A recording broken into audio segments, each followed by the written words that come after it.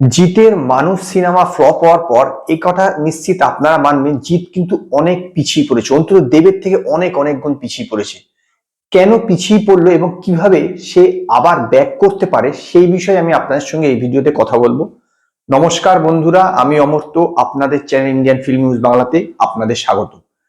দেখুন, জিৎ যেভাবে আগের থেকে, জিৎ দেবের অনেক আগের থেকে আছে এবং অনেক বড় সুপারস্টার, নো ডাউট, কিন্তু রিসেন্ট টাইমে কিন্তু দেব জিতের চেয়ে অনেকটা এগিয়ে গিয়েছে এবং আমার বিশ্বাস যে জিৎ আবার কিন্তু তার পুরোনো জায়গায় কামব্যাক করতে পারবে। কিন্তু বাঙালি দর্শকের মন থেকে কিন্তু ধীরে ধীরে জিতের যে প্রভাবটা সেটা কিন্তু অনেকটাই কমে গিয়েছে। তো কিভাবে জিৎ আবার তার পূর্ববর্তী জায়গায় ফেরত আসতে পারে সেই বিষয়ে আমি আপনার সঙ্গে এই ভিডিওতে আলোচনা করব। প্রথম যে জিনিসটা আমার মনে হয়েছে সেটা হচ্ছে যে জিৎ যখনই চেঙ্গিসে রিলিজ করলো, সেটা প্রথম বাংলা সিনেমা ছিল যেটা প্যান ইন্ডিয়া রিলিজ করছে, এটা অবশ্যই ভালো কথা। তারপর থেকে তার সঙ্গে এ ফিল্মস একটা সুসম্পর্ক সৃষ্টি হয় এবং তারপরে এই যে মানুষ সিনেমা রিলিজ করলো সেটাও কিন্তু এ ফিল্মসই রিলিজ করেছে সারা ভারত জুড়ে।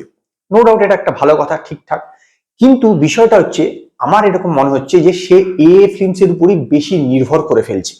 যেমন ধরুন, এর পরে যে বুমেরাং সিনেমাটা আসবে, এটা কিন্তু আপনারাও জানেন, আমিও জানি যে এটা ঈদে আসবে, কিন্তু সেই ব্যাপারে কিন্তু আপনারা কোনো আপডেট পাননি, কেউ কোনো আপডেট পায়নি। ইভেন সেই ঈদেও আরেকটা সিনেমা আসছে অঙ্কুশের মির্জা, তার ব্যাপারে কিন্তু রীতিমতো আপডেট আসছে এবং এটা জানিয়েও দেওয়া হয়েছে 14 তারিখ রাত্রি 12, মানে 14 ফেব্রুয়ারি রাত্রি 12টার সময় এর টিজারও আসবে। ভেবে দেখুন কিভাবে আপডেটটা দিচ্ছে, অথচ জিৎ কোনো আপডেট দিতে পারছে না। তার কারণ হচ্ছে এই যে এ ফিল্ম যেহেতু এই পরবর্তী সিনেমা বুমেরাংটাও সম্ভবত রিলিজ করবে, তাহলে এ ফিল্ম সেটা দেখছে যে ঈদের সময় বা কোন সময় তার ফাঁকা আছে, মানে তার হাতে কোনো সিনেমা নেই বা সেই সময় কোনো রিলিজ করছে না ন্যাশনালি, সে কোনো সিনেমা ডিস্ট্রিবিউট করছে না, সেই সব দেখে নিয়ে ডেট ঠিক করে তারপরে ডেট ক্যালকুলেট করে ঘোষণা করছে। এই ক্যালকুলেশন করতেই, কারণ এ এ যে ফিল্মস আছে সে একটা বড় ডিস্ট্রিবিউশন হাউস, সে প্রচুর সাউথ ইন্ডিয়ান সিনেমা এছাড়া হিন্দি সিনেমাও ডিস্ট্রিবিউশন করে। তো যেই ঈদের সময় কোন সিনেমা তার কাছে থাকবে তার উপর নির্ভর করছে যে এই বুমেরাং সিনেমাটা কবে রিলিজ করবে, সেই জন্য সে সঠিকভাবে আপডেটও দিচ্ছে না। এইটা কিন্তু আমার মনে হয় একটুখানি কমানো উচিত, কারণ বাংলার অডিয়েন্স এতে কিন্তু বলতে পারেন তার হাত থেকে প্রায় চলে যাচ্ছে। কারণ বাংলায় সিনেমা যদি রিলিজ করার ব্যাপারে যদি আপডেট না থাকে, তার বাংলায় যে মূল যেটা তার ভিত্তি সেটার দিয়ে কিন্তু আগে ভাবা উচিত যে বাংলাটা মূল ভিত্তি। নিশ্চিত হিন্দি কথা ভাববে অবশ্যই, কিন্তু বাংলার কথাও ভাবা উচিত। তো সেই কারণে আমার মনে হয় এ ফিল্মসের উপর যদি তার একটু নির্ভরতা কমিয়ে দেয়, মানে কমায়, তাহলে কিন্তু আমার মনে হয় সে আবার আরেক জায়গায়, আগের জায়গায় ফিরতে পারবে। 2 নম্বর যেটা হচ্ছে, আমার মনে হয় যে তার সিনেমাতে, জিতের যে সিনেমাতে না, বাঙালি আনাটা অনেকটা ধীরে ধীরে কিন্তু মিসিং হয়ে যাচ্ছে। এটা কিন্তু আপনি দেখে থাকবেন, চেঙ্গিস সিনেমাটাও যদি দেখে থাকেন, তারপরে এই যে মানুষ সিনেমাটাও দেখে থাকেন, এই দুটো সিনেমার মধ্যে বা আগের সিনেমাগুলো দেখবেন যে বাঙালির মধ্যে যে বাঙালি আনাটা থাকে না, সেইটা কিন্তু ওর সিনেমাতে থাকে না। এটা মনে হয় যে যে কোনো লোকের স্টোরি হতে পারে, কোনো পার্টিকুলার একটা বাঙালিদের যে গল্প এরকম কিন্তু মনে হয় না। যার ফলে কি হচ্ছে, বাঙালি অডিয়েন্স যারা আছে তারা কিন্তু তার সঙ্গে ঠিকভাবে কানেক্ট করতে পারছে না, কারণ সিনেমাটার মধ্যে বাঙালি আনা নেই। এটা একটা হিন্দি সিনেমার মতনই মনে হচ্ছে, তো বাঙালি আনাটা নেই, সেইটা কিন্তু ধীরে ধীরে কমে যাচ্ছে জিতের সিনেমার মধ্যে।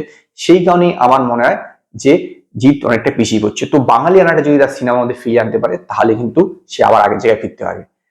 3 নম্বর যেটা আমার কারণ মনে হয়, যে ফ্যামিলি অডিয়েন্সের কথা কিন্তু জিৎ একটুখানি কম ভাবছে, যেহেতু সে অ্যাকশন ওরিয়েন্টেড সিনেমা করছে। যারা ফ্যামিলি অডিয়েন্স তারা কিন্তু তার থেকে অনেকটা সরে গেছে। আগে দেখবেন তার ফ্যামিলি অডিয়েন্স কিন্তু জিৎকে খুব পছন্দ করতো, যেটা এখন দেবকে করতে শুরু করে দিয়েছে। তো ফ্যামিলি অডিয়েন্সের কথা মাথায় রেখে পুরোপুরি সিনেমাটা না থাকলেও কিছু দৃশ্য, কিছু ডায়লগ, কিছু সিন এরকম যদি থাকে সিনেমাতে, তাহলে কিন্তু সুবিধা হয়, ফ্যামিলি অডিয়েন্সে কানেক্ট করতে সুবিধা হয়, বা সেরকম গান বা সেরকম কিছু রাখলে। তো সেই কারণে যদি ফ্যামিলি অডিয়েন্সকে কথাটা মাথায় রাখে যে সিনেমা তৈরি করার সময়, তাহলে কিন্তু আমার মনে হয় জিতের পক্ষে ভালো হবে।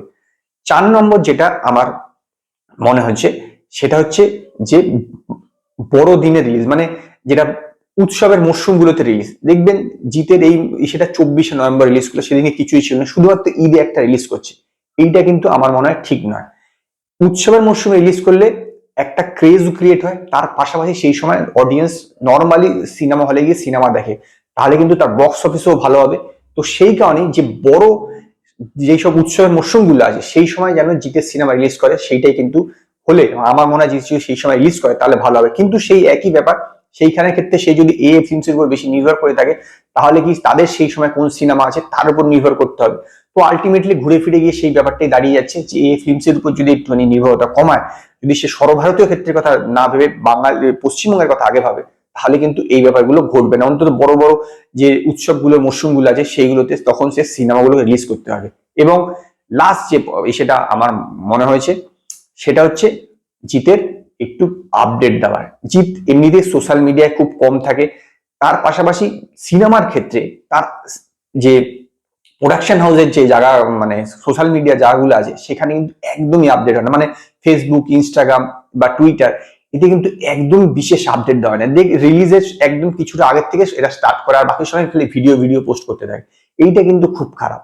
মিনিমাম একটা ফটো বা কখনো কখনো কোনো একটা পোস্টার এই জাতীয় কিছু আপডেট করলে তাহলে কি লোকের মনে, ফ্যানদের মনে একটা ক্রেজ সৃষ্টি হয়। ফ্যানরা আর কতটা নিজের থেকে কত কাজ করবে, এইটা কিন্তু সবচেয়ে বড় ড্রব্যাক আমার মনে হয়।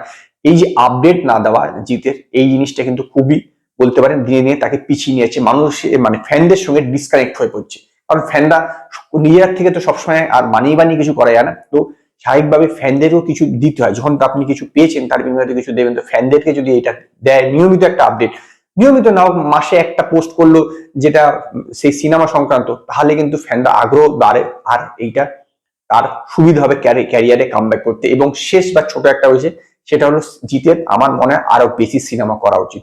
কারণ দেখবেন 2010 সাল পর্যন্ত জিৎ 4টে করে সিনেমা করতো, তারপরে সেটা কমে এলো 3-এ, এখন হয়ে গেছে 2-তে। মানে বছরে খুবই কম সিনেমা করছে। এই জিনিসটা কিন্তু ধীরে ধীরে মানুষের মন থেকে জিতকে মুছে দিচ্ছে। কারণ একটা সিনেমা দুটো সিনেমা ফ্লপ হলেই কিন্তু বিশাল ব্যাপার, কারণ সারা বছরই তারা ফ্লপ হয়ে যাচ্ছে। এই একটা বড় ব্যাপার। এইটা এই যে 5টা কারণ আমার মনে হলো, এই 5টা কারণ যদি শুধরে নেওয়া যায় তাহলে জিত কিন্তু আবার আগের পুরনো জায়গায় ফেরত যেতে পারবে। তো আপনারা আমায় কমেন্টে জানান আপনাদের কি মতামত, কি করলে জিত আবার আগের জায়গায় ফেরত যেতে পারে।